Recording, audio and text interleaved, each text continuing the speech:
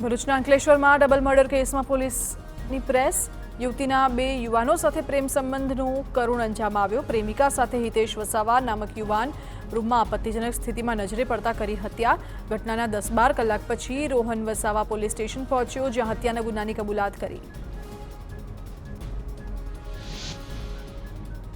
બનાસકાંઠાના ભાભરના ઘોસણ ગામે સરપંચ અને સરપંચના પરિવાર પર હિંસક હુમલો। 9થી વધુ લોકોએ કર્યો હુમલો। 3 વાહનોમાં કરી તોડફોડ। સરપંચના પુત્રએ નોંધાવી ફરિયાદ। એક મહિલા સહિત 9 શખ્સો સામે ફરિયાદ। સુરતમાં મોડેલે કરી કાપડના વેપારી સામે દુષ્કર્મની ફરિયાદ। ઘોડા દોડના કાપડના વેપારી મિતેશ જૈને ફોટોશૂટના બહાને ગોવા અને દમણમાં લઈ જઈને દુષ્કર્મ આચર્યાના આરોપ। 14 દિવસ પહેલા મોડલ સાથે બબાલ થતા વેપારીએ હવામાં કર્યું હતું ફાયરિંગ।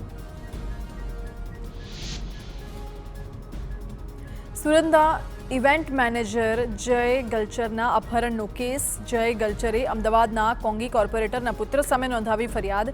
25 લાખ માટે અપહરણની ફરિયાદ કરનાર જય ગલચરની ફરી પૂછપરછ થશે। ફરિયાદીએ કોર્પોરેટરના પુત્ર પાસેથી 21 લાખ લીધા હતા।